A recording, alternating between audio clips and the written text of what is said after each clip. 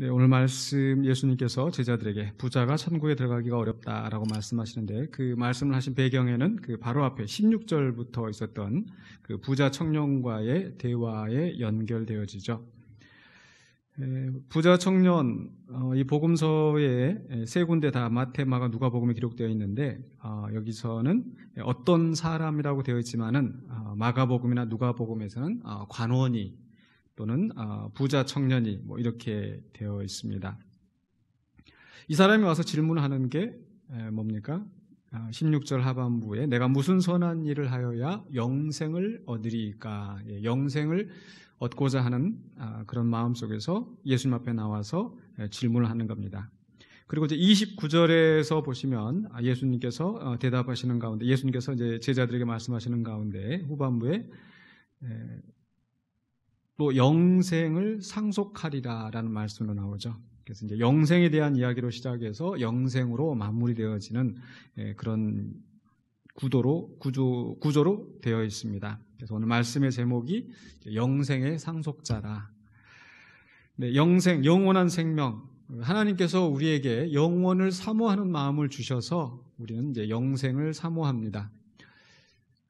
그러면 그런가 하면은 그 영생에 비해서 우리가 살아온 것은 참 헛되다. 전도서에 있는 말씀처럼 헛되고 헛되다. 그렇죠?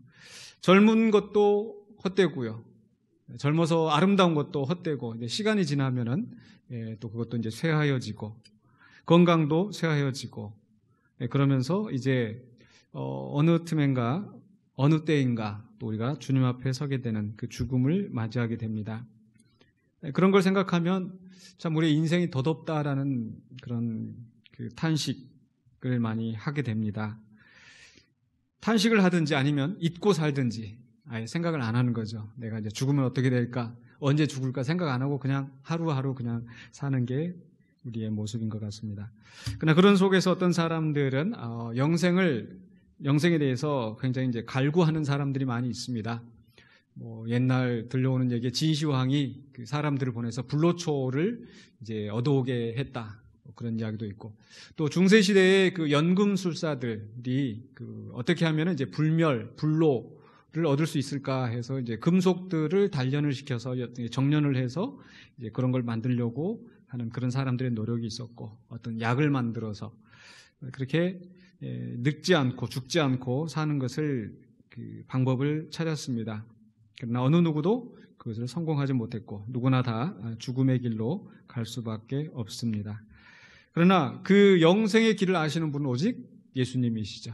생명을 창조하시고 생명의 주관자가 되시는 예수님이기 때문에 적어도 이 부자 청년은 예수님 앞에 와서 이 영생의 길을 물었던 것은 좀 제대로 물어볼 분을 찾은 것 같습니다. 오늘 말씀 속에서 우리 주님이 가르쳐 주시는 그 영생의 길, 영생을 상속하는 자로서 우리가 어떻게 살아야 되는가를 좀 차분히 생각해 보고자 합니다.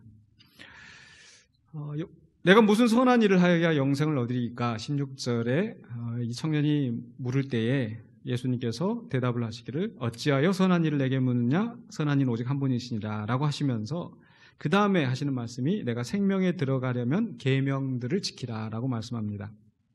생명에 들어가는 것, 바로 그게 영생을 얻는 것 같은 이야기죠.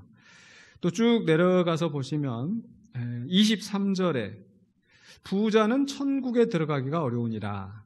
그러니까 또 24절에서도 부자가 하나님의 나라에 들어가는 것보다 쉬우니라 이런 말씀 나오죠. 그래서 영생을 얻는다라는 것은 단지 그 생명이 시간이 연장된다는 그런 뜻만은 아니죠. 그것은 바로 영원한 천국 하나님의 나라에 들어간다는 것을 의미하고, 또 그것을 다른 말로 하자면 25절에 제자들이 듣고 몹시 놀라 이르되 그렇다면 누가 구원을 얻을 수 있으리까? 구원, 그러니까 영생, 천국 들어가는 거, 하나님 나라에 들어가는 거, 구원, 다 똑같은 내용입니다. 근데 어떻게 해야 영생을 얻으리까? 어떻게 해야 구원을 얻으리까? 어떻게 해야 하나님 나라에 들어가리까? 이런 질문에 대해서 이제 예수님께서 말씀하시길 17절에 내가 생명에 들어가려면은 계명들을 지키라라고 말씀하고 있습니다. 그랬더니 이 청년이 어느 계명입니까? 살인하지 말라, 간음하지 말라, 도둑질하지 말라, 거짓 증언하지 말라, 부모를 공경하라, 이웃을 사랑하라. 뭐 이런 계명들 내가 다 지켰습니다. 예수님께서 이제 말씀하신 것에 대해 예수님 계명들을 쭉 이제 열거하니까 이 청년이 다 지켰습니다라고 대답을 합니다. 이 말씀을 보면은 우리가 조금 아마 의문이 드실 거예요. 우리가 행위로 구원을 받는 것이 아니고 믿음으로 구원을 받는다고 했는데 이 말씀 보면 예수님께서 생명에 들어가려면 계명을 지켜라. 우리가 계명을 지켜야 또 선한 일을 해야 천국에 들어가는 거 아닌가. 사실 예수님이 이 말씀을 하신 것은 그 다음 단계 그 이야기를 하시기 위해서 하신 것인데 먼저 1차적으로 우리는 적어도 예수님께서 생명에 들어가려면 계명들을 지키라 하신 말씀을 좀 더 진지하게 받아들일 필요는 있을 것 같아요. 물론 우리가 선한 일을 한다고 해서 천국에 들어가는 것이 보장되는 것은 아닙니다. 그래서 예수님께서 말씀하실 때 17절에서도 어찌하여 선한 일을 내게 묻느냐, 선한 일은 오직 한 분이시니라 라고 대답을 먼저 하시는 거예요. 내가 어떻게 선한 일을 하여야 영생을 얻으리까? 예수님은 동문서답처럼 선한 분은 오직 하나님 한 분이시다. 그 말을 조금 우리가 확장해서 생각을 해본다면은 우리가 어떤 계명을 지키고 살인하지 않고 간음하지 않고 이런 선한 어떤 덕을 쌓아서 천국에 들어갈 자격을 획득하는 게 아니라는 거죠. 중요한 것은 뭐냐? 하나님과의 관계입니다. 그래서 선한 분은 오직 하나님이시다. 그리고 그 선하신, 오직 유일하게 선하신 하나님이 주신 계명을 지키는 것, 이것이 중요하다는 거죠. 그래서 제가 우리 출애굽기 말씀 나눌 때 몇 차례 설명드렸습니다마는 하나님께서 우리에게 계명을 주시고 율법을 주셨는데 너희들이 이 계명을 잘 지키면은 저 하나님 나라의 백성이 될 것이다. 내 백성이 될 것이다. 물론 이제 표현은 그렇게 되어 있는데 그것이 계명을 지키는 것이 조건이 아니라는 거죠. 하나님께서 계명을 주시고 그 다음에 언약을 맺으시고 지금부터 너희는 내 백성이다. 그러니까 내 백성이니까 이제는 너희들이 내 계명을 지키고 살라고 얘기하는 거죠. 그러니까 계명을 지키는 것은 하나님의 백성이 되기 위한, 천국에 들어가기 위한 조건이 아니라 하나님께서 구원하시고 나를 하나님의 백성으로 삼으셨기 때문에 그 결과로서 계명을 지키는 것입니다. 그러니까 오늘 말씀을 비추어서 생각을 해본다면 내가 계명을 지켜서 선하게 되는 것이 아니라 선하신 하나님이 주신 계명을 지킴으로써 우리는 하나님과의 선한 관계에 들어가게 되는 겁니다.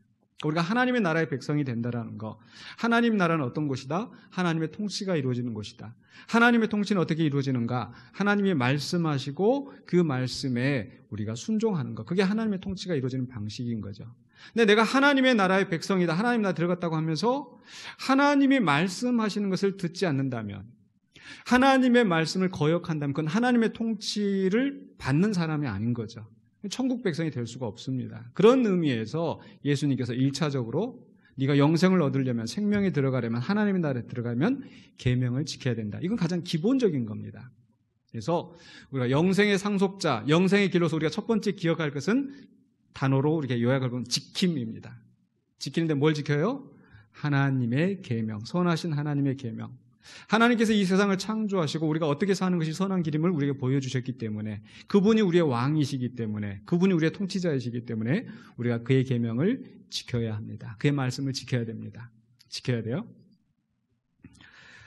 두 번째로는 그렇게 했더니 청년이 내가 다 지켰습니다. 20절에 내가 이렇게 다 지켰는데 아직도 무엇이 부족합니까? 예수님께서 사실 이 말씀을 더 하시고 싶으셨던 것 같아요. 21절에 예수께서 이르시되 내가 온전하고자 할진대.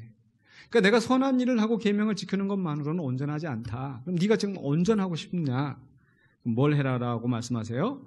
내 소유를 팔아 가난한 자들에게 주라. 그리하면 하늘에서 보화가 내게 있으리라. 그래서 여기서 우리가 기억해야 될 핵심 단어는 나눔입니다. 그러니까 하나님의 계명을 지키고, 그래 나는 살인하지 않았어, 나는 거짓말하지 않았어, 나는 간음하지 않았어, 안 한 걸로만 끝이 아니라, 그렇죠? 하나님의 나라의 백성으로서 하나님이 우리에게 원하신 삶의 모습은 무엇이냐? 힘이 있는 자가 약한 자들과 더불어서 자기의 선한 것을, 자기의 그 물질을 나누면서 함께 사는 것입니다. 그래서 신명기에서도 하나님께서 계명을 주셨을 뿐만 아니라 또 나눔에 대해서 여러 번 강조하셨어요. 대표적인 말씀이 바로 신명기 15장, 우리 잠깐 갔다가 다시 돌아오십시다. 신명기 15장.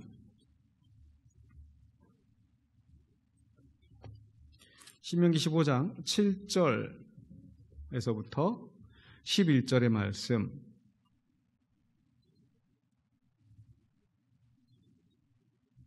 구약성경 286쪽 7절입니다. 내 하나님 여호와께서 내게 주신 땅 어느 성읍에서든지 가난한 형제가 너와 함께 거주하거든 그 가난한 형제에게 내 마음을 완악하게 하지 말며 내 손을 움켜쥐지 말고 반드시 내 손을 그에게 펴서 그에게 필요한 대로 쓸 것을 넉넉히 구워주어라. 그래서 가난한 사람과 함께 살거든 그 사람의 필요한 것을 이제 채워주라는 거죠. 그러면 하나님이 어떻게 하신다? 10절에 내 하나님 여호와께서 후반부에 내가 하는 모든 일과 내 손이 닿는 모든 일에 내게 복을 주시리라. 그래서 내가 나누어 주면 손해보는 것 같지만 하나님은 더 큰 복을 채워주신다는 겁니다.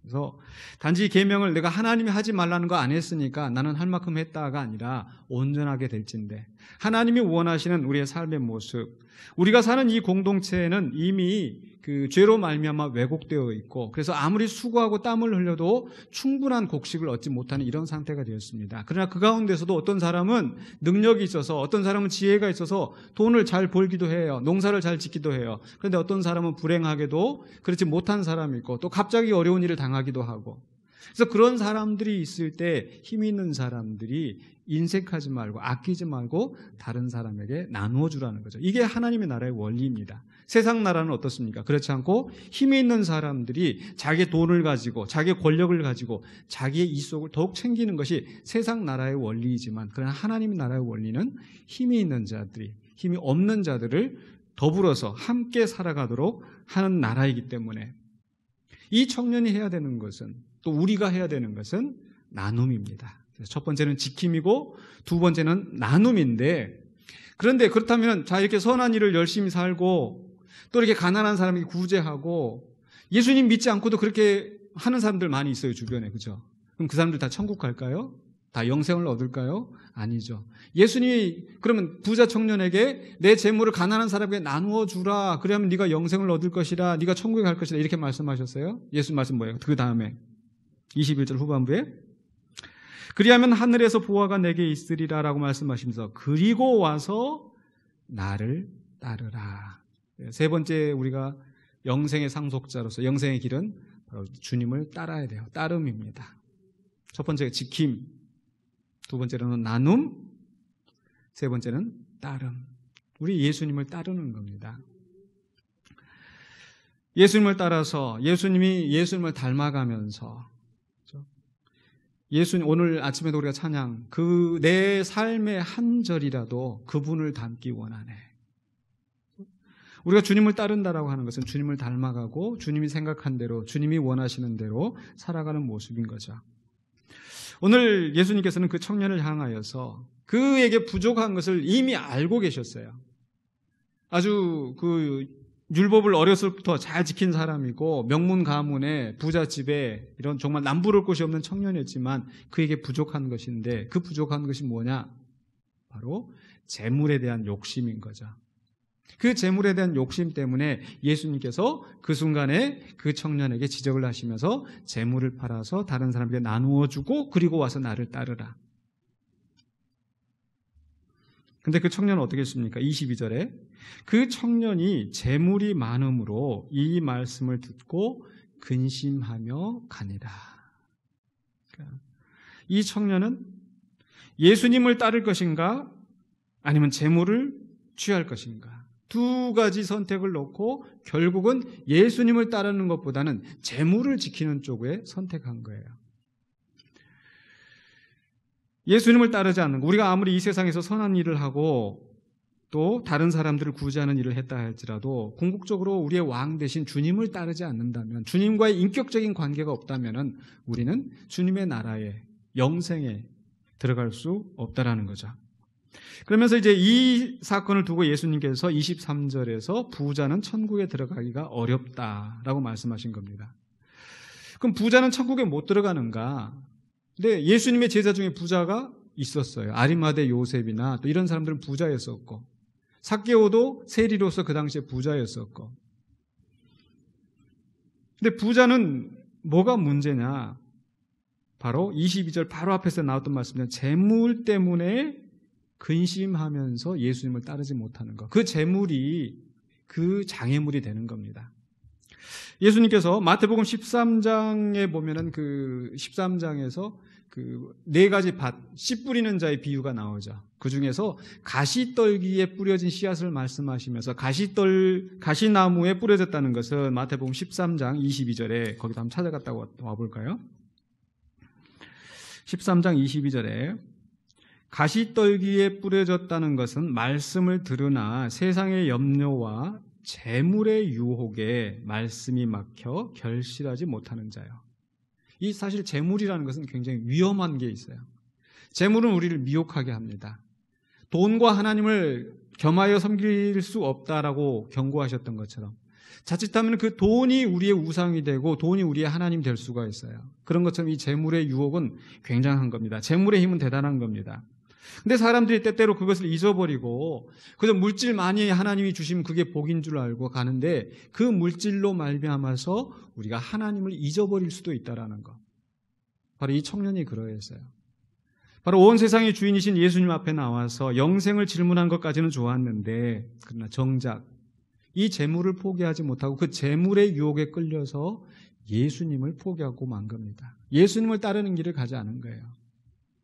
예수님을 따라간다는 길은 좁은 길로 가는 것이고 깊은 길로 가는 것이고 남들이 가지 않는 곳으로 가는 것이고 예수님이 그 길을 가셨기 때문에 예수님이 십자가를 지고 누구든지 나를 따르려거든 자기 십자가를 지고 나를 따르라. 그래서 예수님을 따라간다는 것은 그런 고난을 감수하고 따라가는 길인데 이 청년은 재물 때문에 그 길을 가지 못했습니다. 혹시 우리가 소유하고 있는 그 어떤 것이 예수님을 따르는 것을 방해한다면 예수님 그것을 버리고 주님을 따르기를 원하신 줄 믿습니다. 그래서 우리는 주님을 따르는 자가 되어야 되겠습니다. 이 말을 듣고 제자들이 이제 부자가 천국에 들어가는 것이 어렵다라고 했을 때 제자들이 놀라서 어떻게 하면 그럼 구원을 얻을 수 있으리까? 주님 말씀하십니다. 26절에 사람으로는 할 수 없으나 하나님으로서는 다 하실 수 있느니라. 그래서 우리 힘으로 구원을 얻을 수 없지만은 우리 하나님께서 바로 성령님을 통해서 우리의 마음을 변화시키시고 우리 주님 앞에 부르신 줄로 믿습니다. 그런데 여기서 이제 그 다음에 이제 27절에 이에 베드로가 대답하여 이르되 보소서 우리가 모든 것을 버리고 주를 따라 싸운즉 그런즉 우리가 무엇을 얻으리까? 그럼 저 청년과 달리 우리는 다 버리고 주님을 따랐습니다. 아마 우리 여기 성도님들도 아마 주님을 믿기 때문에 손해본 거 많이 있고 주님을 믿기 때문에 내가 희생해야 되는 거 많이 있으셨을 것입니다. 그런 가운데서 좀 도대체 내가 이렇게 다 버리고 주님을 따랐는데 무엇을 얻겠습니까? 아마 이 베드로의 질문 속에서는 어떤 그 느낌이 드시는가요? 바로 지금 당장 어떤 그 유익을, 어떤 보상을 얻기를 지금 희망하고 있는 거죠. 사실 베드로만 그런 것이 아니라 모든 제자들이 그러했어요. 예수님께서 예루살렘 들어가실 때 누가 큰 자입니까? 누가 왼쪽에 누가 오른쪽에 앉습니까? 지금 당장에 높아지고 보상을 받는 것을 기대하고 있지만 그러나 우리 주님은 그 기대가 그 보상이 지금 당장 이루어질 것이라고 하지 않습니다. 28절입니다. 예수께서 이르시되 내가 진실로 너희에게 이르노니 세상이 새롭게 되어 인자가 자기 영광의 보좌에 앉을 때에 세상이 새롭게 되어 우리 주님이 그 영광의 보좌에 앉으실 때에 나를 따르는 너희도 12 보좌에 앉아 이스라엘 12지파를 심판하리라. 또 내 이름을 위하여 집이나 형제나 자매나 부모나 자식이나 전토를 벌인 자마다 여러 배를 받고 또 영생을 상속하리라. 여기서 우리가 기억해야 될 단어는 바로 기다림입니다. 기다림. 우리가 영생을 상속하는 것, 하나님의 나라의 백성이 되는 것, 그것이 지금 당장 어떤 부귀영화를 누리고 어떤 복을 누리는 것이 아닐 수도 있다는 겁니다. 오히려 주님을 믿기 때문에 더 어려움을 겪고 더 고난을 당할 가능성이 많습니다. 그러나 그것이 그 희생으로만 끝나는 것이 아니라 오히려 여러 배를 받고 또 12지파를 심판하는 그런 영광스러운 자리에 그리스도와 더불어 왕노릇하는 그런 자리에 이르게 된다는 겁니다. 그렇기 때문에 우리는 그 영원한 생명을 바라보는 자로서 그 기다림 가운데서 오늘 우리에게 맡겨주신 사명을 감당하면서 사는 거죠. 그럴 때 우리가 영생의 상속자로서 온전한 주님의 제자로서 살아가는 삶이 될 줄로 믿습니다. 그렇기 때문에 우리가 오늘 말씀을 정리해 보면은 우리가 영생을 얻는 것 첫 번째가 뭐였어요? 지킴. 두 번째로는 나눔. 세 번째로는 따름. 그리고 마지막 기다림. 이 네 가지를 우리가 기억하면서 영생의 상속자로 살아가야 되겠습니다. 한 가지만 덧붙이고 말씀을 마무리하려고 합니다. 그러면 이미 우리는 영생을 상속한 상속자인 줄로 믿습니다. 그렇죠? 사도 바울도 이미 우리는 사망에서 생명으로 옮겼느니라. 우리는 이미 이제 영생을 받을 것이다. 단지 미래가 아니라 이미 우리는 영생을 상속받은 자가 되었습니다. 여기서 이제 질문 하나 드는 것은 그럼 우리가 믿는 사람은 안 죽어야 되잖아요.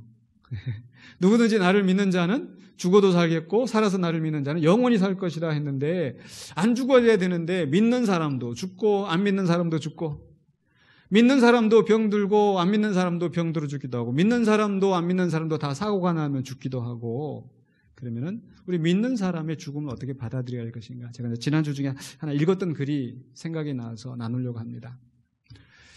죽음은 인간의 죄로 말미암아 하나님께서 내리신 형벌입니다. 그러나 이제 우리가 그러면은 이제 예수 그리스도를 믿음으로 말미암아 영생을 얻고 의롭다함을 얻었는데 왜 죽는가? 우리 죽음의 의미는 더 이상 죄에 대한 형벌이 아니라는 거예요. 그럼 죄에 대한 형벌이 아니고 뭐냐? 우리가 바로 그 죽는 순간에 우리는 두 가지 유익함을 얻습니다. 한 가지 유익은 뭐냐? 더 이상 죄를 짓지 않게 된다는 거예요. 우리가 살아가면서 죄 안 짓고 살려고 해도 참 이렇게 죄를 짓고 저렇게 죄를 짓고 죄를 많이 짓는데 죽고 나면은 더 이상 죄를 지을 일이 없어요. 만약에 우리가 그렇게 계속 그냥 살았다 그러면 죄를 짓는 양이 그만큼 많아질 터인데 오히려 주님께서 우리에게 육신의 한계를 주심으로 말미암아 더 이상 죄 짓지 않게 되는 거 얼마나 감사한 일입니까? 오늘 가서 당장 죽어야지 아마 이러실 분 없으시겠지만 우리 하나님 우리 정하신 때에 또 우리를 주님 앞에 부르시면은 우리가 더 이상 죄를 짓지 않게 되는 거고 두 번째로는 비슷한 내용이지만 두 번째는 안식을 얻게 된다는 겁니다. 예수님께서 십자가에 못 박혀 죽으실 때 그 한편에 있는 강도에게 주님 그 나라에 임하실 때 나를 기억하소서 우리 주님께서 내가 오늘 나와 함께 낙원에 있으리라. 부자와 나사로의 비유 가운데서도 그 부자도 죽고 나사로도 죽고 근데 그 나사로가 보니까 아브라함 품에 있더라. 그래서 우리는 죽음을 맞이하는 순간에 주님의 품 안에서 또 낙원에서 영원한 안식 가운데 있다가 그리고 주님께서 이제 그 세상이 새롭게 되어 주님이 영광의 보좌에 앉으실 때 우리도 그리스도와 함께 또 이 땅에 와서 또 왕노릇하는 그 영광을 누리게 될 줄로 믿습니다. 그래서 비록 우리가 살아가는 동안에 참 어려움을 많이 겪고 또 오늘 기도 가운데서도 참 우리 고난을 지금 우리 성도님들이 많이 겪고 있지만 그러나 이 속에서 우리가 항상 주님의 뜻이 무엇인지를 분별하고 또 그 주님의 뜻을 실천하기 위해서 우리가 희생당하고 아픔당한 일이 있다 할지라도 그 바로 영원한 하나님의 나라의 복을 바라보면서 또 우리보다 못한 사람 또 약한 사람을 또 도와가면서 또 정말 영생의 상속자로 살아가는 저와 여러분이 되시길 주의 이름으로 축원합니다. 기도하겠습니다. 거룩하신 아버지 하나님, 오늘 또 우리에게 주신 주님의 말씀 붙잡고 우리가 주님 앞에 또 주님이 기뻐하시는 삶을 살아가는 신실한 주의 백성 되기를 원합니다. 우리의 마음을 주님 붙잡아 주시옵소서.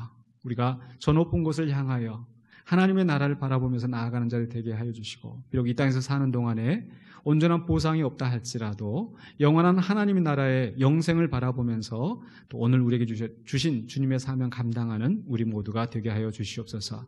예수 그리스도 이름으로 기도하옵나이다. 아멘.